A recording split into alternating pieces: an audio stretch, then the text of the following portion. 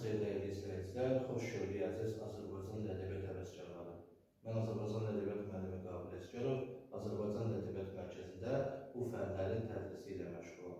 Bu günlərdə Dövlət İmtahan Mərkəzinin dərs proqramında olan bəzi mövzuların izahını verməyə çalışacağım. Ümid edirəm ki, bizim bu izahların hər bir kəs üçün müəyyən qədər də olsa faydasını görmüş olar.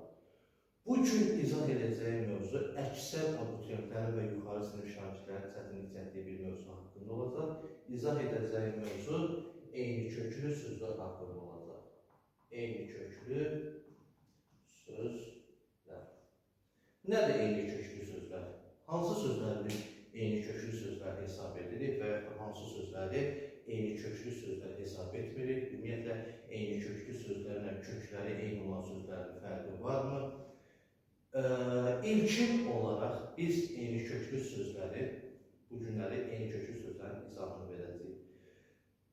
Qayda olaraq nədir eyni köklü sözlər? Eyni bir kökdən yaranan, törənən sözlərə eyni köklü sözlər deyəcək. Demək, bizdən soruşulsa ki, eyni köklü sözlər nədir? Deyəcək, eyni bir kökdən yaranan, törənən sözlərə eyni köklü sözlər hesab edilir və yaxud da eyni köklü sözlər deyil. Eyni köklü sözlər hansı xüsusiyyətlərə malikdir? Yəni, müəyyən bir xüsusiyyətlər sadalayacaq. Yəni, bu xüsusiyyətlər varsa, bu sözlər eyni köklü sözlər hesab olunur. Eyni köklü sözlərdə ilkin olaraq tərkibində mütləq şəkildə leksik şəkilçi olmalıdır. Demək, hər hansı bir sözün tərkibində leksik şəkilçi yoxdursa, biz bunu eyni köklü söz hesab eləməyəcəyik. Demək, bununla da biz nə nəticəyə gəlmiş oluruq? Eyni köklü sözlər, sadə sözlər hesab olunur. Yəni, hər hansı bir sözlərin içərisində biz eyni köklü sözləri seçiriksə, o sözdə leksik şəkilçi yoxdursa, biz bunu eyni köklü sözlər hesab etmirik. Yəni, eyni köklü sözlərə daxil eləmirik. Demək, ilkin olaraq eyni köklü sözlərin tərkibində leksik şəkilçi mütləq şəkildə olmalıdır. İkinci məqamda kökləri amonim olmalı deyil. Amonim olmalı deyil. Eyni söz olmalıdır. Eyni söz olmalıdır. İkinci məqamda eyni köklü sözlərin kökləri eyni olmalıdır. Tutaq ki, biz yaz sözünü götürürüksə, 3 dənə söz yazmaq mənanı ifadə edirsə, bir dənə yaz fəsil mənanı ifadə edirsə, biz harada 3 dənə yazmaq sözü ilə bağlı olan eyni köklü sözlər varsa, biz o sözləri götürəcəyik.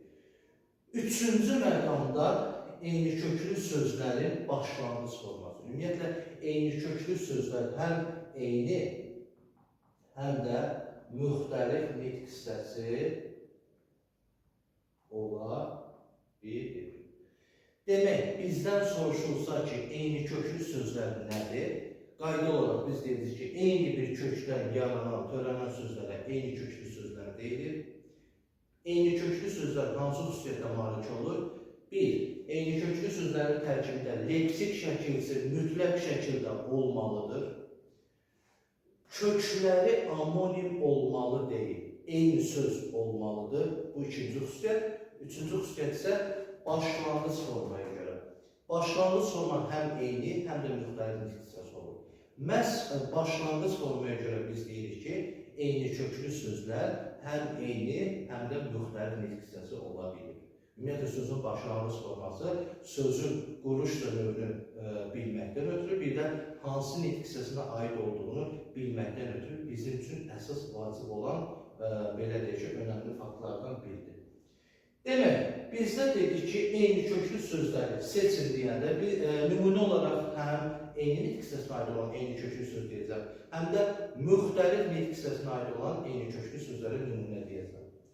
Demək, yaz, yazı, yazıcı, yazılıq.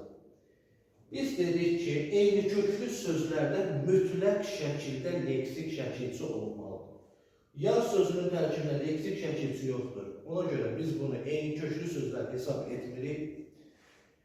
Yazmaqdan yazı, yazmaqdan yazı, yazıcı, yazdan yazılıq. Demək, hər üçünün tərkibində leksik şəkilçi var. Birinci məqamda biz buna baxdıq. Burada leksik şəkilçi olmadığına görə biz yaz sözünü götürürük. İndi bu üç sözə baxacaq. Hər üçünün kökü yazdı. Hər üçündə də leksik şəkilçisi var. Amma köklərinə baxırıq. Bunun kökü yazmaq feildir. Bunun kökü yazmaq feildir. Yazdı. Bunun kökü nədir? Yaz nədir? İsimdir. Az olanı da sildik. Demək, eyni köklü sözlər yazı ilə yazısı sözünü götürür. Bunun başlanğıc forması isimdir. Bunun başlanğıc forması nədir? İsimdir. Demək, hər ikisinin kökü yazmaqdır. Hər ikisinin tərkibində leksik şəkildə, mütləq şəkildə var. Başlanğıc formalarda nədir? Eyni bir nitq hissəsidir. Bu, eyni nitq hissəsinə aid olan eyni köklü söz hesab olunur. Bu sözü yaz sözünü nəyə görə götürməliyik? Tərkibdə leksik şəkilçisi yoxdur. Burada da biz yazılığı nəyə görə götürməliyik? Bunun kökü nədir? Yazmaq deyil. Bunun kökü nədir? Fərqli bir nitq hissəsidir. Ona görə az olan variantı da biz sildik. Yazı ilə yazısını götürdük. Demək, yazı ilə yazıcı eyni nitq hissəsinə aid olan eyni köklü sözlərdir. İndi müxtəlif nitq hisəsinə aid olan eyni köklü sözlərin nümunə deyək. Tutaq ki, ot ismindən düzələn ot, otlar, otlaq, otar, bir də otsuz. Demək, ilkin olaraq ot sözünü silirik. Nəyə görə? Bu sadə sözdür. Otlar, burada lar qrammatik şəkilsi, yəni tərkibə leksik şəkilsi olmur. Ona görə biz bunu eyni köklü söz götürmürük. Otdan otlaq, otdan otar, otdan otsuz. Demək, hər üç sözdə leksik şəkilsi var. Hər üç sözün kökü ot isimdir, yəni eyni sözdür, amonim deyil. Bunun başlanğıc forması isim, bunun başlanğıc forması feil, bunun başlanğıc forması nədir? Sifətdir. Demək, eyni köklü sözlər həm eyni, həm də nədir? Müxtəlif nitq hissəsinə aid ola bilir. Dəyərli şagirdlər, əziz abituriyentlər, Azərbaycan Ədəbiyyat Mərkəzi olaraq abituriyentlərə və yuxarı sinif şagirdlərə dərslərinə müəyyən qədər kömək etmək məqsədi ilə biz bu şəkildə olan video dərslərimizin izahını, davamlı şəkildə izahlarını sosial şəbəkələrdə izahını verəcəyik. Rəy bölümündə zəhmət olmasa hər bir kəs istədiyi bir mövzunun adını qeyd edir. Biz növbəti dərslərimizdə bu haqda müəyyən qədər məlumat verərik. Diqqətinizə görə təşəkkür.